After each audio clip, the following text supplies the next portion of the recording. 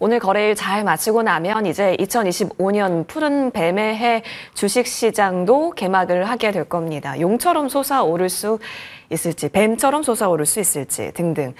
사실 올해를 좀 놓고 보면 상반기와 하반기 온도차가 굉장히 극명하게 갈리는데요. 이런 상황 속에서 더 냉철한 심장으로 그리고 냉철한 시선으로 이분과 함께 전략 얻어보고자 합니다.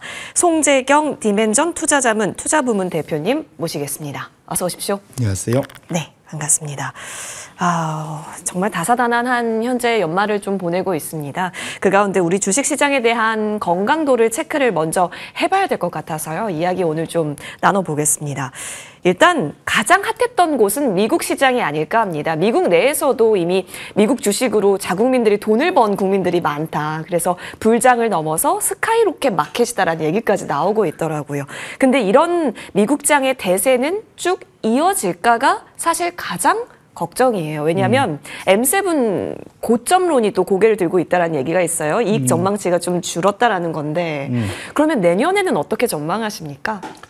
말씀 주신 대로 그러니까 올 한 해 놓고 보면 미국이 압도적으로 1위를 했죠. 예. 특히 미국 나스닥이 연초 대비 30% 이상 상승하면서 정반대로는 브라질 시장이 30% 이상 빠지고 우리나라도 사실은 달러 기준으로 보면 사실 코스피가 마이너스 9%에 환율 14%도 하면 23% 빠졌습니다. 우리나라. 그러니까 결국은 미국 예외주의가 올해 좀 길게는 2년, 더 길게는 10년 이상 지금 지속이 되고 있는데 거기서 우리가 봐야 될 거는 뭐 옛말에 이런 말도 있지 않습니까? 달도 차면 기운다. 네. 예. 그래서 다들 조금씩 걱정들 한 이유가 뭐냐면 미국이 지금 잘 나가는 건 맞는데 지금 밸류에이션이 그걸 충분히 다 반영하고 좀 많이 비싸다라는 거죠. 그래서 지난 100년 내에 거의 세 번째로 가장 비싼 상황이다라는 게 이제 첫 번째 사람들이 걱정하게 된 포인트고요. 말씀 주신 대로 시장을 이끌었던 그 빅테크, AI 빅테크들의 이익 증가율 자체가 내년에 증가율 자체가 좀 둔화되는 것도 있고 기본적으로는 시장 자체가 너무 많이 올랐습니다. 그래서 지금 침체가 없는 시대의 강세장이라면 통상 한 1년 내에 보통 20% 이상 올라가는 걸 강세장이라고 하는데 지금 2022년 10월을 바닥으로 지금 미국이 지금까지 대략 한 70% 올랐거든요. 이 침체 없이 강세장이 70% 오른 것은 지난 한 70여 년간 한 5번 정도 있었는데 예. 대략 40%에서 70% 사이입니다. 제일 많이 올랐던 게 62년도에 80%가 제일 높았거든요. 결론적으로는 이미 목에 찰 만큼 좀 많이 올라와 있기 때문에 적어도 내년도에 엄청난 급락세가 온다 뭐 이 정도는 아니더라도 확실하게 상승률이 둔화되는 구간으로 들어가는 것만은 분명할 것이다. 또 내지는 여러 가지 이벤트에 좀 약할 수가 있어서 그렇게 놓고 본다면 내년도에 미국장에 대해서는 우리 서학개미들 올해 재미 많이 보셨지만 확실히 좀 방망이를 짧게 접고 플레이를 하실 필요가 있겠다 이렇게 말씀드립니다. 달이 차면 기울 수 있다라는 부분 알겠습니다. 그렇다면 금리가 또 걱정일 것 같아요. 왜냐하면 연준은 금리나 속도 조절한다고 밝혔는데 관세 위협에 달러 강세를 주장하고자 하는 트럼프 2기가 출범이 하게 되면 과연 금리는 어떻게 되는 것일까? 이에 따라서 국내의 이 한미 금리 차까지 사실 우리 시장에 영향을 미치는 게 굉장히 많기 때문에요. 이쪽에 있어서의 전망은 어떻게 해주실지요? 예, 말씀 주신 대로 사실 미국의 내년도에 블랙 스완 내지는 그 소위 회색 코뿔소 네. 두 개를 합쳐서 요즘에는 회색 백조라고도 보통 표현을 하는데 그거 중에 큰 게 지금 미국의 10년물 국채 금리가 혹여나 6% 넘어가지 않을까라는 걱정. 어제 지난 주말 기준으로 4.6을 넘어섰지요. 그래서 다시 지금 5% 위로 가느냐 좀 추라를 하고 있는데 기본적으로 말씀 주신 대로 연준이 12월 마지막 FOMC 때 매파적 인하를 사실을 했고 내년도에는 계속 멈추거나 그러니까 소위 인하를 하더라도 상당히 뜸들이면서 인하할 가능성 결국은 물가와의 전쟁이 아직 끝나지 않았다라는 거죠. 그렇기 때문에 그 이후로 지금 사실은 연준이 첫 번째 빅컷한 이후로 오히려 미국의 시장 금리는 지속적으로 우상향하고 있다. 그게 포인트고요. 반면에 우리나라는 거꾸로 크리스마스 이브날 그 금통위에서 1년에 한 번씩 발표하는 통화신용정책 방향성에 대한 보고서를 발표했습니다.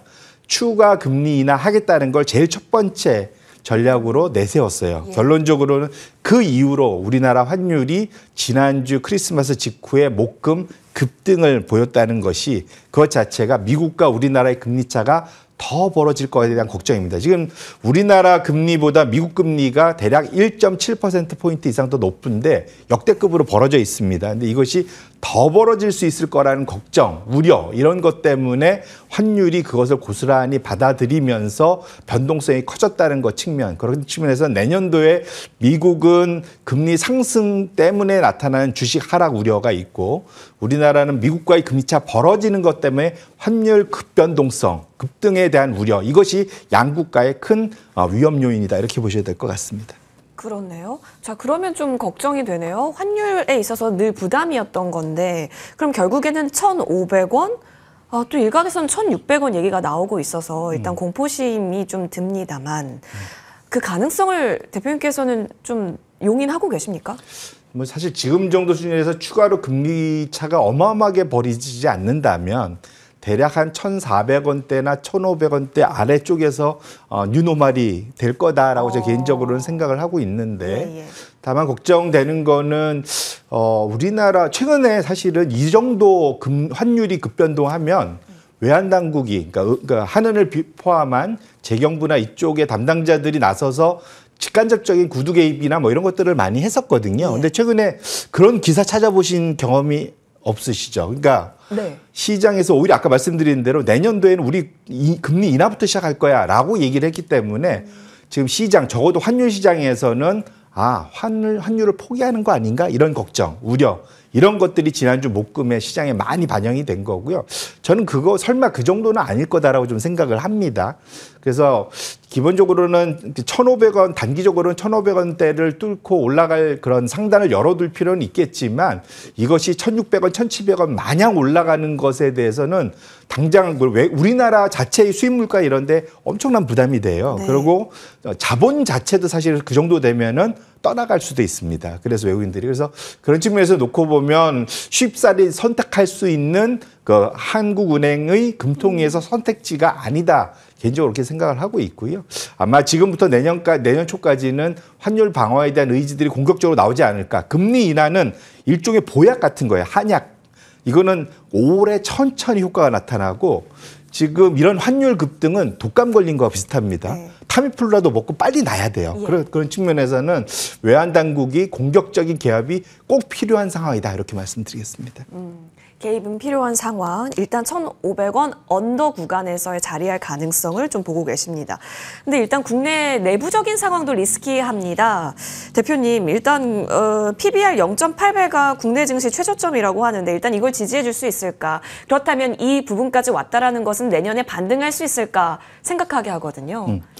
결론적으로는 지금 제가 최근 한 달 동안 가장 많이 들었던 질문이 환율 이렇게 뛰면 외국인들 다 도망가는 거 나가는 아니야? 거 아니냐. 예. 그런 걱정인데 적어도 숫자는 그렇지 않다. 다행스럽다 말씀드리고 싶고 올 7월 우리나라 고점을 피크로 매달 외국인들이 일평균적으로 0.6%포인트 외국인 그 소위 보유 비중이 줄어왔습니다. 네. 근데 12월 들어서 이 어려운 계엄 탄핵 정국 환경 하에서 외국인들의 그 코스피 보유 비중 자체는 0.05밖에 안 줄었어요. 거의 지금 평균적인 거에 10분의 1밖에 안 줄었다는 측면에서는 외국인들은 적어도 현재의 상황에서 한국을 되게 소위 저가 매력을 충분히 느끼고 있고 네. 빠져나가지 않고 있다라는 거고요. 실제로 우리나라 지금 그러니까 선행 PER 향후 12개월 동안 벌 이익에 대해서 주가가 얼마로 거래되느냐 이게 이제 PER이잖아요. 네. 세계 지수 그러니까 미국이 70% 포함되어 있는 세계 지수가 18배 정도 거래되고 있는데 대만이 좀 높아서 한 16배, 아시아 태평양이 한 14배, 우리보다 늘 낮았던 중국조차도 10배로 거래되는데 우리 한국은 8배입니다. 그러니까 사실은 역대급으로 되게 싼 거죠, 사실은. 네. 그래서 적어도 한국 시장을 외국인들이 보는 입장에서는 확실히 싸다. 싼 맛은 있다라는 거고 삼성전자를 제외하면 실제로는 한국 시장은 여전히 순매수 기조를 유지하고 있다는 측면에서 지금 한국 시장의 기조는 셀 코리아가 아니고 셀 삼성전자라고 결국 시장을 좀 구분해서 볼 필요가 있고 너무 외국인이 여기서 급격하게 빠져나갈 거라는 우려를 굳이 안 하셔도 되지 않을까 지금 당장 그렇게 생각하고 있습니다. 우리나라 시장 자체에 있어서는 저가 메리트 충분히 느끼고 있고 셀코리아가 아니고 셀 삼성전자다라고 분리를 해주셨는데요. 그러면 삼성전자를 뜯어서 한번 보고 싶습니다. 외국인이 많이 빠져나갔다라는 측면에서 삼성전자를 많이 팔기는 했죠. 그런 관점에서 증권가 목표가도 계속해서 내리고 있습니다. 삼성전자가 내리는 것은 반도체 업황의 부진이라고 읽어야 할까요? 아니면 삼성전자만의 리스키한 요소이기 때문이라고 볼까요? 내년에 반도체에 대한 업황을 어떻게 점치시는지도 궁금합니다. 사실 하반기의 화두는 엔비디아가 아닌 브로드컴으로 약간 이전된 부분도 있었거든요. 여기서 우린 새로운 기회를 찾을 수 있나요? 충분히 뭐 찾을 수 있지 않을까 생각을 하고요. 거기도 뭐 HBM은 들어가야 되지 그렇죠. 않겠습니까? 예. 그런 측면에서는 우리나라가 여전히 SK 하이닉스라는 전 세계에서 HBM을 제일 잘 만드는 회사를 보유하고 있잖아요. 그런 측면에서는 지금 오히려 범용 디램, 모바일 디램의 사실은 그러니까 소위 재고 축소 이것이 지난 하반기 동안 나타났던 이슈고 거기에 가장 특히 중국에서 많이 줄면서 거기에 최대 고객을 갖고 있는 삼성전자가 고생을 많이 한 거지 않습니까? 네. 그런 측면에서 삼성전자를 기대감으로 10조 이상 순매수하다가 하반기에만 20조를 팔았거든요. 어마어마하게 팔았죠. 근데 그걸 분리하고 나면 말씀드린 대로 SK 하이닉스를 필두로 해서 현대차니 우리나라의 금융주니 뭐 이런 것들을 사실 연초 위에 11조나 샀어요. 그래서 그걸 유지하고 있습니다. 그래서 그걸 좀 분리할 필요가 있고 만일 반도체가 소위 재고 조정이 마무리되고 내년 초에 다시 리스타킹 들어가고 그다음에 엔비디아나 브로드컴이든 어쨌든 AI발 HBM의 수요는 여전히 견조하다고 가정한다면 삼성전자가 설사 못 올라간다 하더라도 그 대안으로 SK 하이닉스가 있기 때문에 또 삼성전자의 시가총액의 40% 정도까지 SK 하이닉스가 많이 올라와 있습니다. 그런 측면에서는 삼성전자가 조금은 덜 올라간다 하더라도 SK 하이닉스의 효과로 충분히 시장 전체를 끌어올릴 여지, 파워는 좀 여전히 남아있지 않을까 이렇게 말씀드립니다. 그렇다면 SK 하이닉스는 현재 구간 잘 버티고 있고 또 올라갈 수 있는 여력도 있다라고 예상을 하시는 건가요? 맞습니다. 실제로 12월 한 달 개엄 이후에 지금 탄핵 정국 진행되는 도중에 오히려 SK 하이닉스는 보유 비중을 조금이라도 더 늘렸습니다. 근데 지금 국내에서 여전히 SK 하이닉스 12월 한 달 동안 네이버 결국은 AI 하드웨어, AI 소프트웨어 이쪽 분야에서 국내 시장에서 외국인들의 그 원픽은 SK 하이닉스하고 네이버라고 해석을 해도 충분하지 않을까 이렇게 말씀드립니다. 네. 자, 당장 이제 우리는 다음 달 그리고 내년을 준비해야 될 텐데 그럼 뭐 볼까에 대한 고민을 또 해봐야 될 것 같아요. 시장도 순환에 따라서 그 테마가 또 혹은 섹터가 또 주름을 잡게 될 텐데 이런 효과를 노릴 수 있는 섹터는 어디라고 보십니까? 이럴 효과 지금 당장은 눈에 보이지 않죠. 불확실성도 크고 다만 올해 내년도에 이익 모멘텀이 살아있고 결국은 이익 증가율이 여전하고 상대적으로 주가는 덜 오른 그런 업종 내에서 좀 찾아봐야 될 것 같고요.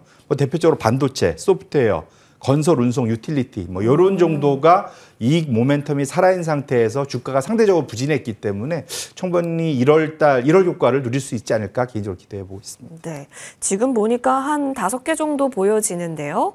우선순위를 이 속에서 혹시 탑 1 뽑을 수 있을까요?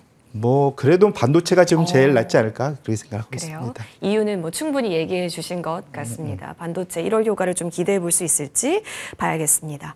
자, 그러면 2025년을 쭉 펼쳐놓고 봤을 때는 낙폭 과대 쪽에서의 힌트가 될 수 있을까요? 어디가 좀 더 뱀처럼 비상할 수 있을지도 궁금한데 특히 내년은 트럼프 2.0 개막이기 때문에 여기 또 환율이라고 하는 뉴노멀까지 더해진다라고 했을 때 2025년 주도 섹터에 대한 힌트를 좀 주신다면요?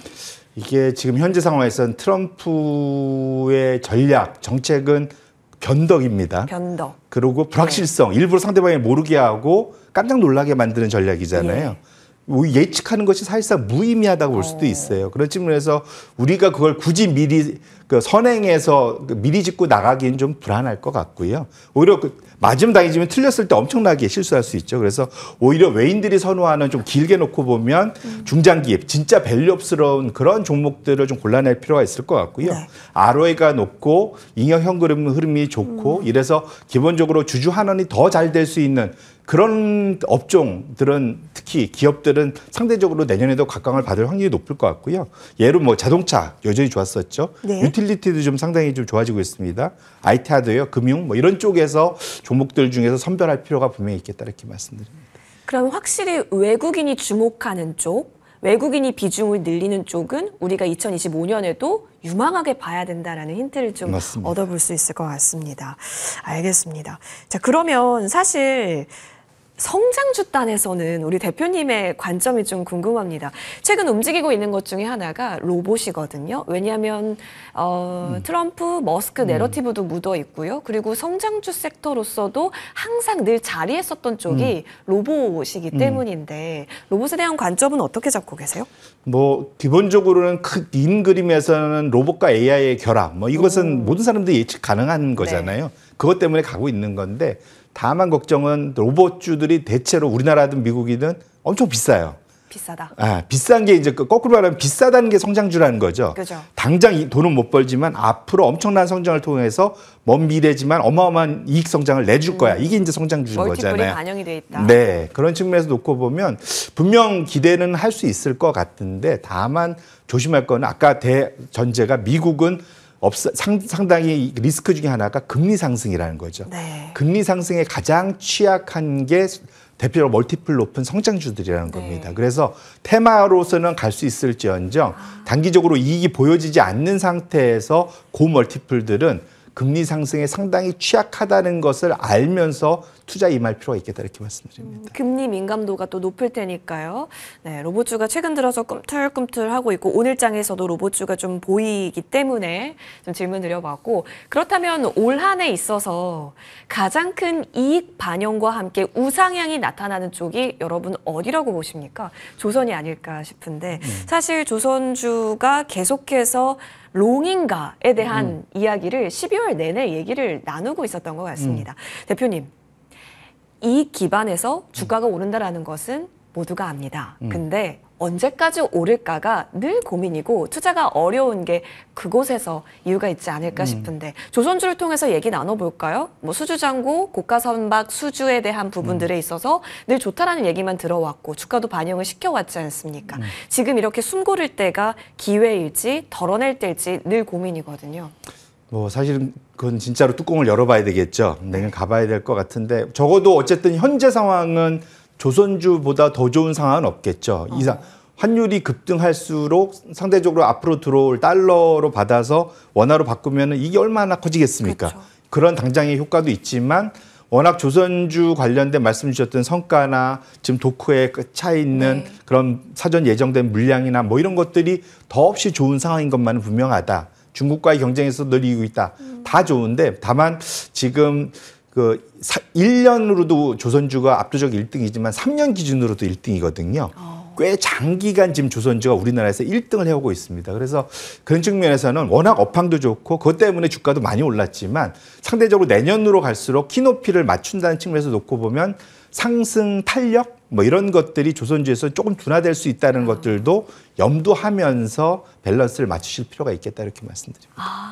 알겠습니다. 일단 가는 방향은 실적이 뒷받침이 되어 있기 때문에 좋게 갈 수 있지만 그 상승 폭에 있어서는 올해만큼일까에 있어서는 좀 물음표일 수 있겠네요.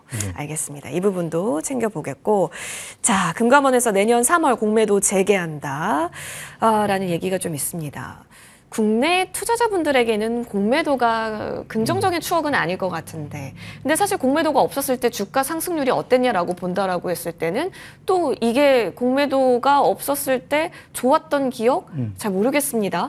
공매도가 재개한다라는 것이 지금 구간에서는 우리가 어떤 대비를 요하게 하는 걸까요? 뭐 개인 투자자분들은 그 외국인 공매도에 약간 뭐랄까 엄청난 깜짝 놀람? 막 이런 게 엄청 많으시잖아요. 근데 사실은 시장이란 게 작용이 있으면 반작용이 있고 다 뒤섞여서 사실은 플레이를 하는 거기 때문에 공모에 순기능에 대해서도 분명 우리가 일정 부분 인정할 필요는 있을 것 같고요. 실제로 공매도를 우리가 전면 막은 이후에 우리 주식시장이 과연 좋았냐. 그렇죠? 이게 실제로는 이게 왜냐면 주가가 안 오르는 것의 원인을 좀 뭐랄까 그러니까 질병의 원인을 잘못 판단하면 이상한 약을 써갖고 오히려 병이 악화되지 않습니까? 우리나라 시장이 올라가지 못한 것의 원인을 너무 공매도에서 찾았던 건 전 개인적으로 실수다라고 저는 생각을 하고 있고요. 오히려 공매도를 활용해서 상당히 액티브하게 공격적으로 움직이는 해외 그런 헤지펀드들 같은 자금들이 주로 이제 아시아권에 많습니다. 싱가포르나 홍콩에. 이 자금들이 국내로 들어와 준다면 오히려 지금 상당히 내리 빠지기만 했던 국내 시장에 이렇게 값싼 종목들이 널려 있기 때문에 오히려 기회를 외국인들이 들어올 수 있는 기회를 열어준다는 측면에서 오히려 저는 긍정적인 수급 측면에서 상당히 긍정적으로 볼 필요가 있지 않을까 말씀드립니다. 그렇다면은 좀 생각이 드는 게 오히려 저점에서 출발할 수 있는 쪽이 어딜까에 대한 고민도 같이 포트폴리오상 구성을 해봐야 되지 않을까라는 생각이 있습니다. 그래서 궁금합니다. 대표님 2025년 포트폴리오 전략을 어떤 비중으로 어떻게 세우는 게 현명할까요? 통상적으로 이맘때 되면은 내년도 무슨 업종이 좋다 이 얘기들 엄청들 하시잖아요. 밴드도 나오고요. 예. 그런데 지금은 불확실성이 너무 커요. 그렇지 않습니까? 왜냐하면 트럼프가 1월 20일 날 취임한 다음에 행정명령을 뭘 얼만큼 할지 알 수도 없지 않았습니까? 지금. 그런 측면에서는 오히려 조금 비겁하지만 이거 하나증권에서 나온 자료를 보고 저도 좋은 아이디어라고 생각을 했는데 하나증권에서 얘기한 게 1월 효과 말씀 주셨는데 1월 달에 24개 업종 중에 1등, 2등 하는 업종이 이건 미국과 우리나라 공입니다. 그 업종이 향후 6개월 동안 여전히 상위권을 유지한다. 시장을 충분히 많이 이긴다. 그럼 무조건 1월을 잘 봐야 되네요? 맞습니다. 특히 이번에 더군다나 트럼프가 1월 20일 날 지금 취임을 하고 그 이후에 벌어질 일을 또 한 일주일간 봐야 되잖아요. 그런 측면에서는 1월 달에 주도 업종이 무엇이 되느냐를 꼭 보시고 사실은 1월 달 성과 좀 포기하시더라도 안전하게 뒤따라가는 것이 올해 상반기를 성공적으로 마칠 수 있는 전략일 수 있지 않을까 이렇게 말씀드려 봅니다. 1월 월봉이 양봉인 업종에서 찾아보자. 이고 그렇다면 아까 전에 언급해 주셨던 1월 효과 섹터가 반도체, 소프트웨어, 건설, 운송, 유틸리티였으니까요. 이 부분에서 여러분 같이 그 기대를 찾아보시면 좋을 것 같습니다. 자, 개인 투자자가 참 올해 어려웠을 수 있습니다. 왜냐하면 상반기, 하반기의 색채가 워낙 달랐었거든요. 마지막으로 우리 투자자분들께 하고 싶은 말씀이 있으실까요? 제가 이제 미국은 좀 조심하고 이제 오히려 한국 시장이 내년도에 좀 기회가 있을 거다 이런 얘기를 제가 12월 한 달 내내 많이 하고 다녔는데요.